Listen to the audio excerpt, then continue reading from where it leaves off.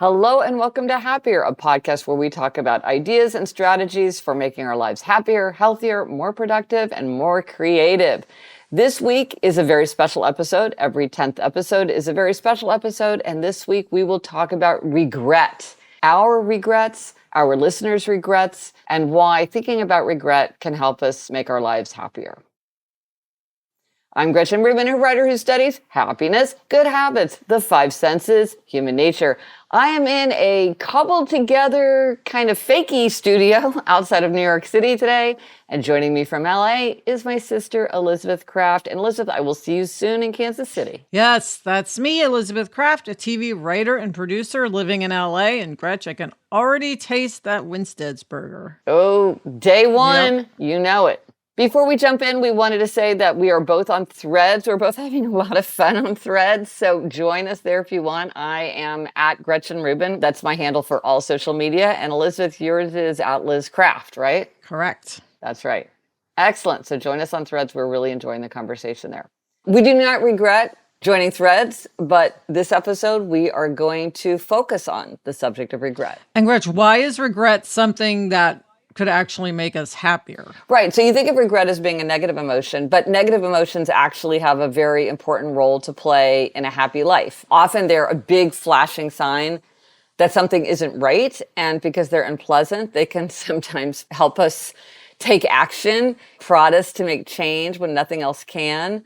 I know for me, for instance, the negative emotion of envy was really helpful when I was thinking about switching from law to writing, because I thought, well, I feel sort of a mild interest when people get great law jobs. But when I thought of people who were writers, I was so envious. And that helped me see what it was that I really wanted. So reflecting on our regrets can help us to figure out how to set up our lives to be happier. Yeah. So we're talking about regret, which is when we feel sad, disappointed, or repentant about something that we did or didn't do in the past. Gretch, it's interesting because from listeners' comments, it's clear that some people choose not to use the word regret. Yes. They emphasize that they've done the best they could do at a certain time and they need to move on and not regret. We heard that from a bunch of people. Yeah, right. So they don't like thinking about it in terms of regret. And look, vocabulary is really important. If you don't like thinking about the past in terms of regret, maybe you want to frame it as, what are my insights from experience? Or what lessons have I learned the hard way? But it's just the idea that looking back on the past and thinking about what we did or didn't do, can we use that reflection to help us become happier by making better decisions? So one way it can help us make better choices is if we anticipate things that we might regret in the future. So we think about, okay, how is my future self going to feel about what I'm doing now? That can help us make better choices in the present.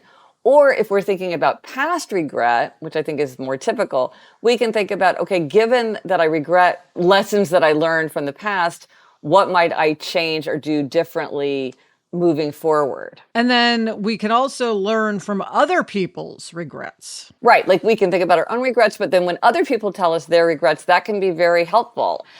Just as a small example, Elizabeth, you know this because I talk about it all the time, is years ago, before I even was married, an older friend said to me, wow, one thing I really regret is that I didn't have professional photographs taken when my children were really young. And for whatever reason, this made a huge impression on me. And I have really done that. When I had newborns with Eliza and Eleanor, and then also throughout their childhood years, I've made sure to have regular professional photos taken. We feel like we're taking photographs all the time, but in the end, it's not the same as having like an actual good lighting and great paper and somebody who really knows it. And I'm quite confident it would never have occurred to me to anticipate my future self and how I would think. It would just never even cross my mind as a consideration.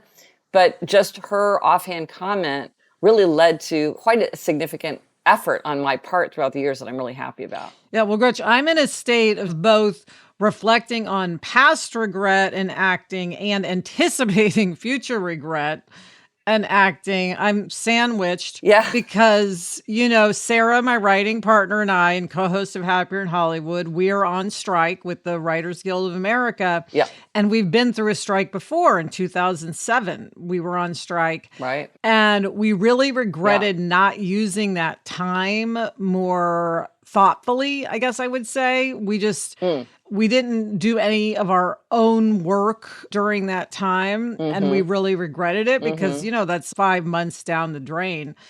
So this time we decided, okay, looking at the strike that was impending, we said, let's make sure we use the time that we're on strike so that we're not, in Mm-hmm. addition to picketing, we're also doing something for ourselves, which is how we came to work on our novel, which we are writing. And Right. if anyone's interested in our Yes. process or anything about our novel, we talk a Yes. lot about it on Happier in Hollywood. So that again is a case where that regret then led to us now hopefully not having a regret and doing something good. Right. I like the regret sandwich where Yes. it's like, I'm thinking about past regret. And if you get to the end of the strike and nothing's happening, you're like, we know that we will feel that way. Yes. And so that's leading you to take action. So that's a perfect example of how the pain of regret actually is leading you to do something that's very positive. One thing that comes up over and over in our conversations about happiness is that we all have to figure it out for ourselves. There's no magic one size fits all solution, and you can't think about your life in terms of, okay, what's the best way or what's the right way? And for regret, it's going to look different for different people. I could easily imagine someone thinking, wow, I really regret that I spent too much time hanging out with my friends, goofing off, messing around, and I just didn't work harder. And I can easily imagine someone thinking, wow, I really regret that I worked so hard. I put in so many hours. I was exhausted when I wasn't working and I really didn't make plans. And I really regret that I didn't spend more time with my friends. Both things can be true. It could even be true that both things are true for the same person at different times in their lives. But whatever we realize now can help us set ourselves up for more happiness in the future by realizing lessons that we've learned from experience. Yes. So, Gretch, before we jump into our regrets and listeners' regrets, what are some frameworks by people who have thought a lot about this? Because that could be helpful. Yeah, no, it's good to just think of different categories people have set out. Well, one, and this every once in a while goes all over the internet. So I'm sure many, many people have seen this. It started out as a blog post and then it turned out as a book by Bronnie Ware. It's called Regrets of the Dying, and it was inspired by her work in palliative care. So according to Bronnie Ware, the most common regrets of the dying were, I wish I'd had the courage to live a life true to myself, not the life others expected of me. I wish I hadn't worked so hard. I wish I'd had the courage to express my feelings. I wish I'd stayed in touch with my friends. And I'd wish that I let myself be happier. Interesting. Yeah, really interesting. It's interesting you have to let yourself be happy. I can relate to that. There's a lot in there. And these ideas, it's interesting. Dan Pink, who's a very thoughtful writer who wrote a really excellent book that if you're interested in regret, I highly recommend, called The Power of Regret, where he talks all about different aspects of regret. He makes a few points that are helpful if you're just trying to sort of in your mind figure out how to think about it.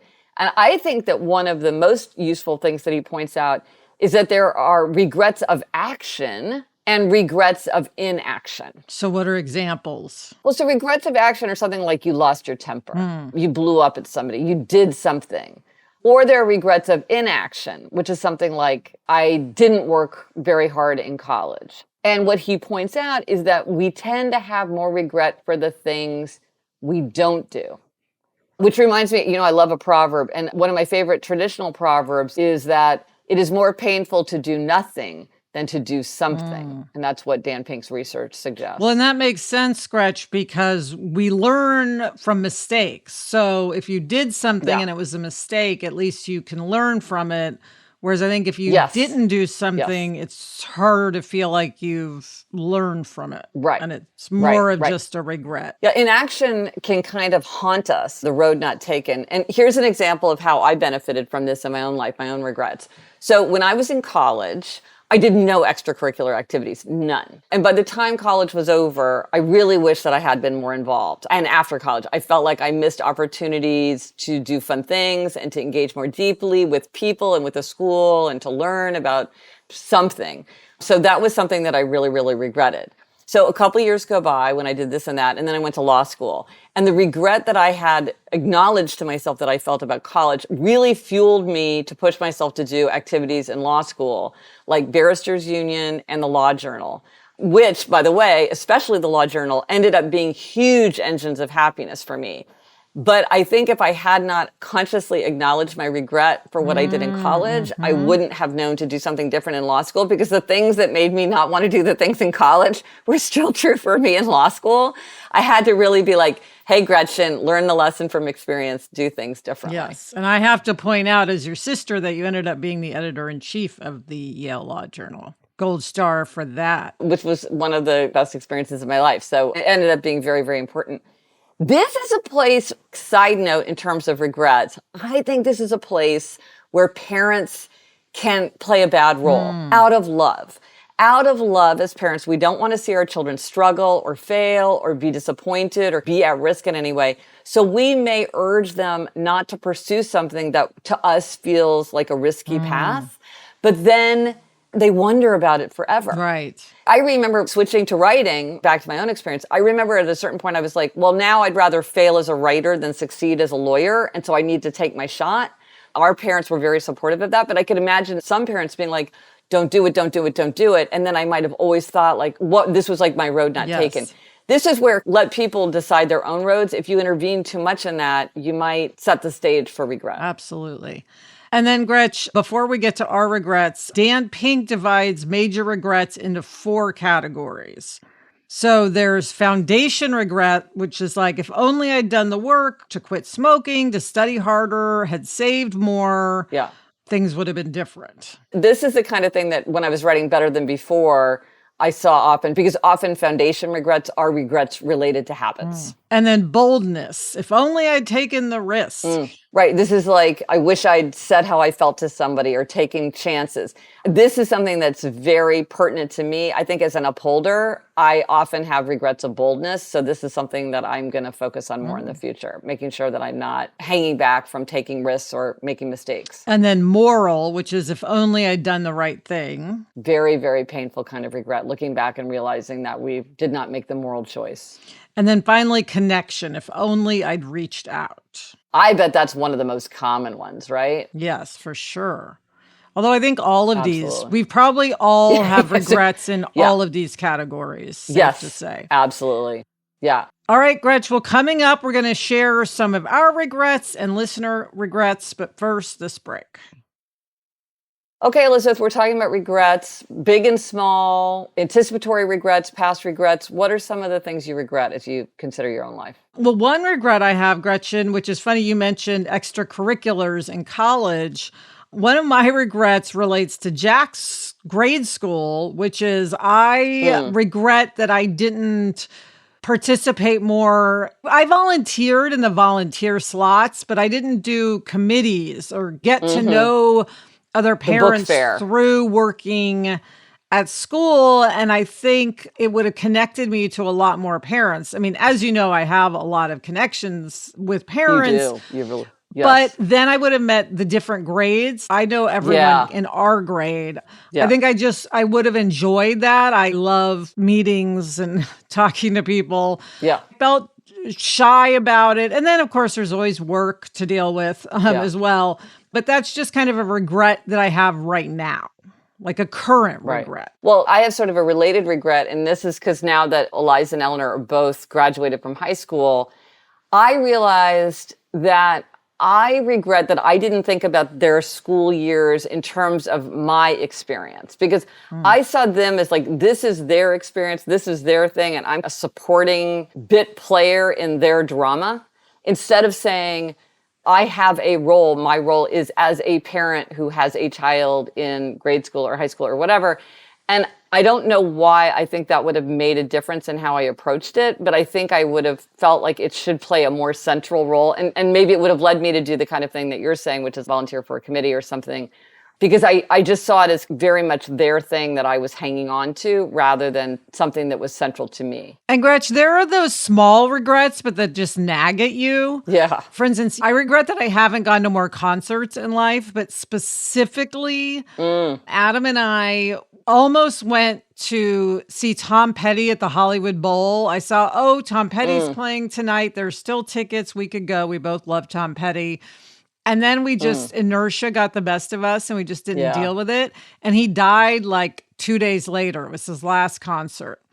And I never ended up seeing him live. And it just still to this day, I'm like, why didn't we go to that Tom Petty concert? Right. And it just bothers me on a regular basis. So I should use that to go to concerts Yes. rather than just Yes. regret that I haven't. I should say, okay, let me go see Paul McCartney. Right. Let me go see these Right. people. But it's just funny how a little thing like that can stay with you. Yes. Right. But it's like, okay, if I feel that inertia kicking in and dissuading me Fight from doing against something, it. get the anticipatory regret, think about the future self and be like, okay, you don't want to be Yeah. in that situation again. That's a really thing. I have a regret that we didn't get a dog sooner.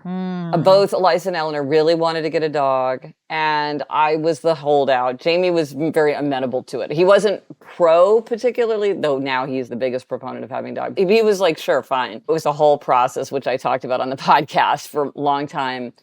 And then the minute we got a dog, I was like, oh, we should have gotten a dog long ago. It added so much happiness to our family. So I do wish that and the thing is, all the happiness research said that. So I was like, of all people, I should have known better. And we loved our dog growing up. So I had every reason to do it anyway. Oh, speaking of small regrets, here's another regret that I have.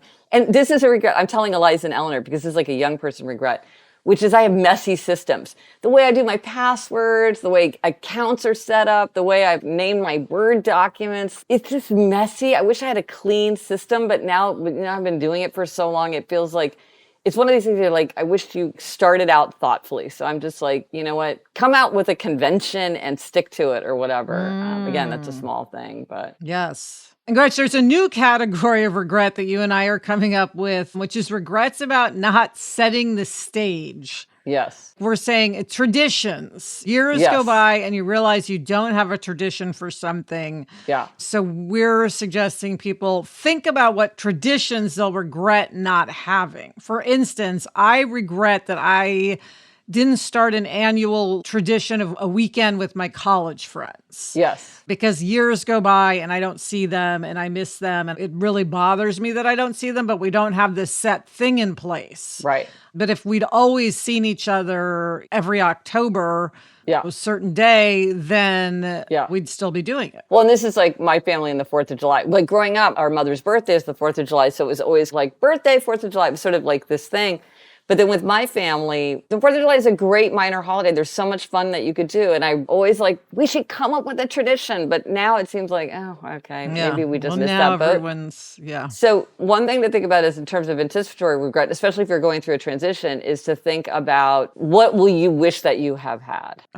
Yes. And then, Gretchen, it seems like there's a slightly different kind of regret, like a wistful regret. Yeah. So maybe it's something that's not really realistic given the kind of person you were, but still you wish it could have been a reality. That's the road not taken. Yeah. Like my wistful regret is that I wish I'd known that I wanted to be a writer in college. If I'd known that I was going to end up a writer, there's so many things I would have done differently. But looking back on college, I understand why I didn't at that time understand it. And I'm really glad that I went to law school. So, but it is one of these things, like sometimes wistfully, I think, oh, wow, I really wish I'd gone through college thinking of myself as a writer in training. How about you, Elizabeth? Do you have a wistful regret? Well, yes, I do. And it's kind of the opposite, but not, which is as a TV writer, I always say that I wish I'd gone to business school. Not to be a business person, but to understand the entertainment business. I feel like I'd be so much better off if I had a solid understanding of business.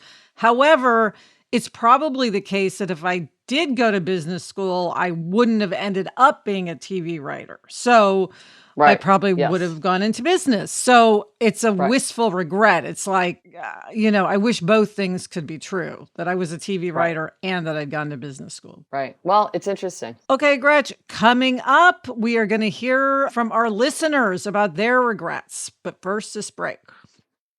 We heard from so many listeners. It was absolutely fascinating to read about people's different experiences and reflections.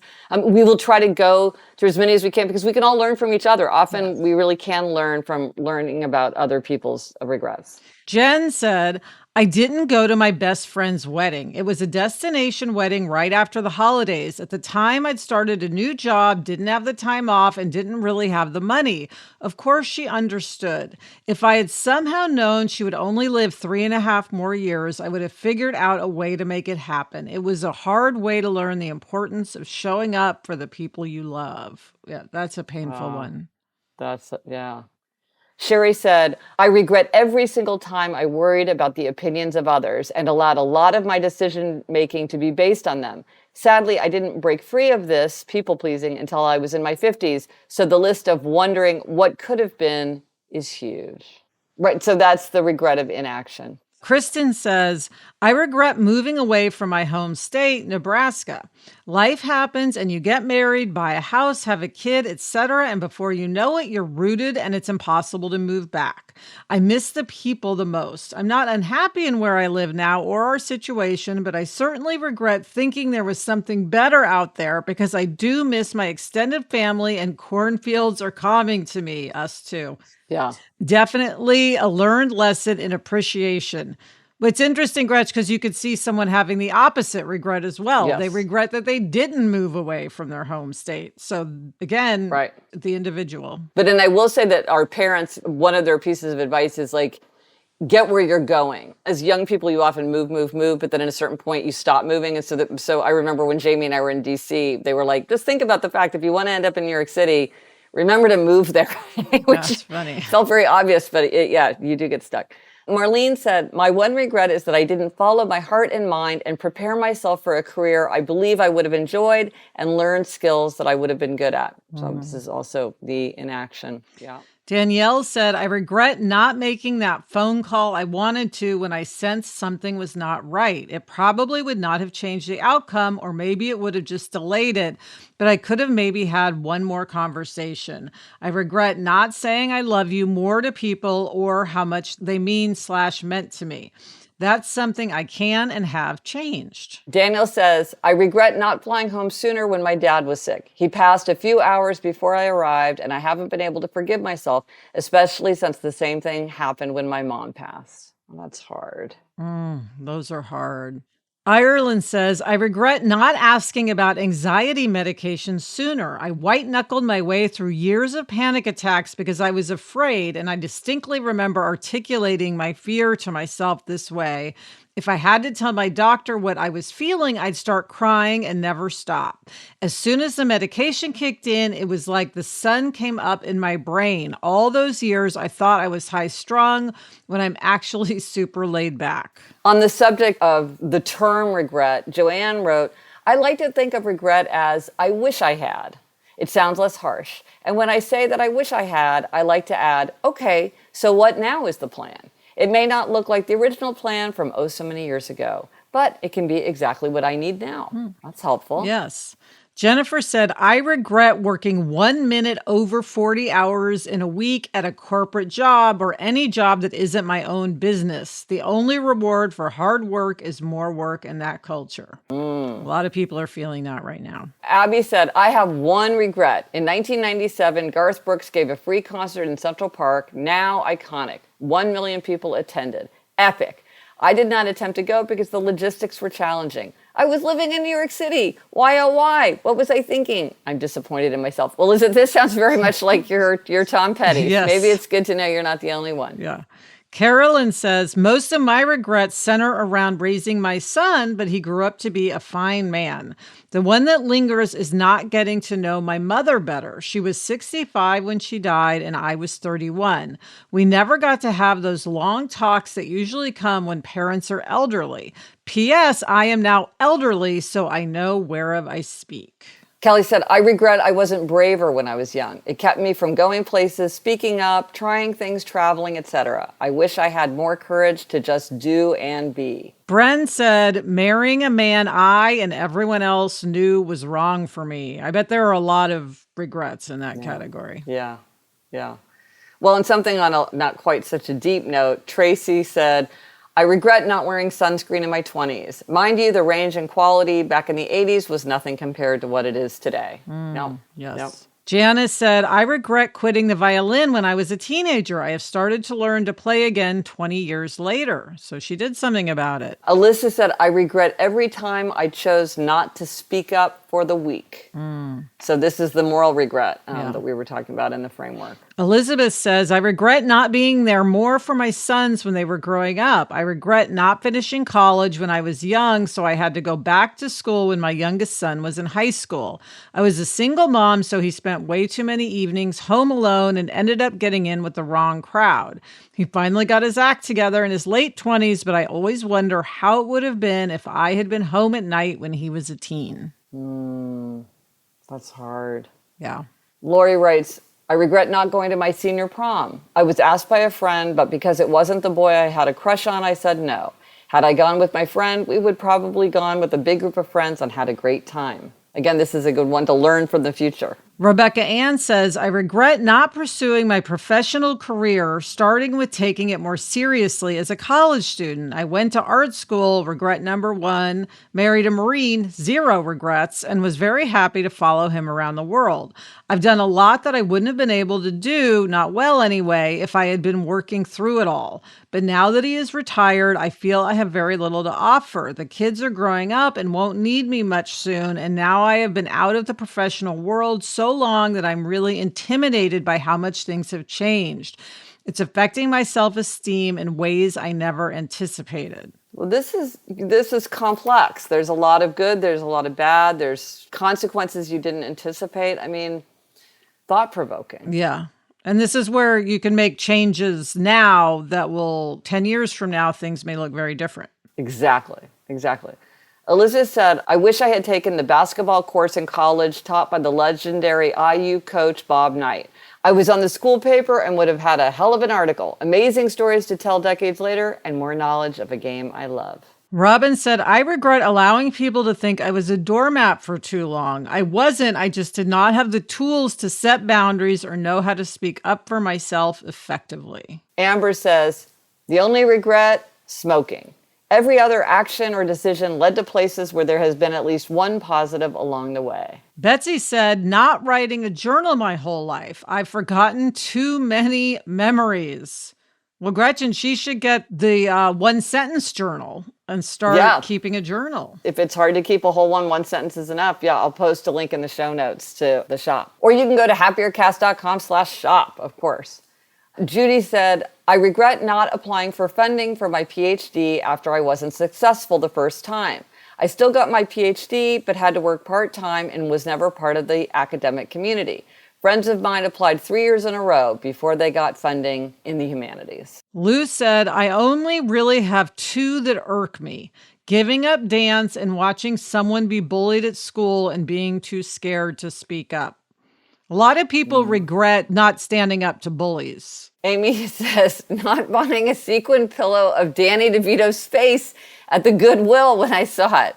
Okay. That's hilarious. The next time you see that sequin pillow, you will jump. Yes.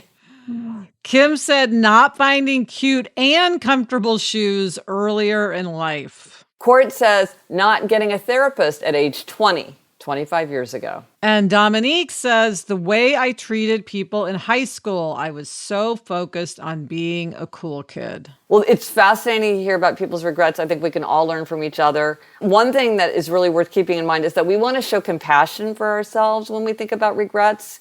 Partly it's so that we can stay open to the lessons of regret. If it's too painful, you're not going to think about it. And you know, the thing is, most of us are doing the best that we can at the time. So it means we should be compassionate, but then can we learn also to do things in a different way in the future? Yeah. And then also remind yourself of the but. Like, I regret my bad marriage. Somebody might say, but I have my children. Or I regret taking that job, but I met my sweetheart there. So a lot of times good things are part of things that we regret. And so there's value there. Yeah. So let us know how reflecting on regret helps you think of ways to make your life happier. This is such a thought-provoking conversation. We just poured over what listeners wrote in. Let us know on Instagram, TikTok, Twitter, Facebook, Threads. Drop us an email at podcast@GretchenRubin.com. Or as always, you can go to the show notes. This is happiercast.com/440 for everything related to this episode. The resources for this week. I cannot wait to do a fireside chat with Meha Agrawal, who's founder and CEO of Silk and Sonder. That is a self-care monthly planner and journal subscription company. So we're going to be talking about my new 5 Senses journal and how we can use it to make ourselves happier, more creative, more productive, and how the senses can fit into self-care. And we will be walking participants through an exercise in creating their own 5 Senses portrait, which is one of my favorite exercises. So much fun to do a 5 Senses portrait. That is July 27th, 2023 at 5:30 Pacific, 8:30 Eastern. Sign up to attend at happiercast.com/fireside chat. And that's all one word, fireside chat. I hope to see you there. Yay. And Elizabeth, what are we reading? I am still reading The Lying Game by Ruth Ware. And I am still rereading Story of a Soul by Saint Therese of Lisieux. And that is it for this episode of Happier. Remember, reflect on your regrets. Let us know your insights and observations. Thank you to our executive producer, Chuck Reed, and everyone at Cadence 13. Get in touch. Gretchen's on Instagram and TikTok and Threads at Gretchen Rubin, and I'm on Instagram and Threads at Liz Craft. Our email address is podcast@GretchenRubin.com. One thing that you will not regret, rating or reviewing or following our show. We will certainly appreciate it very much. Until next week, I'm Elizabeth Craft. And I'm Gretchen Rubin. Thanks for joining us. Onward and upward. Elizabeth, there's a regret I forgot to mention about my book, Better Than Before. What is it? So I like the title Better Than Before, but when I was working on it and trying to come up with the title, Mom said, why don't you call it The Habit of Habits? And the minute she said it, I was like, oh my gosh, that is the greatest title. And I thought that it was right. And kind of along the way, people dissuaded me from it. And they were like, it's not The Habit of Habits, it's The Habits of Habit. And it just got lost in the shuffle. And I really do think that would have been a stronger title because people would have just known what the book was about just from the title alone. Yes. Better Than Before is like, it's a good thing to be better than before, but it's a little bit... It doesn't tell you. Right. It can be a novel. I think it was because Mom just said it. I was like, could it be this easy? Right. I discounted it. And I should have trusted that feeling that I got of rightness when she said, I remember exactly where we were sitting in the kitchen. I can see her sitting there and saying it. But I learned. Your next book about habits could be called that. Yes, exactly.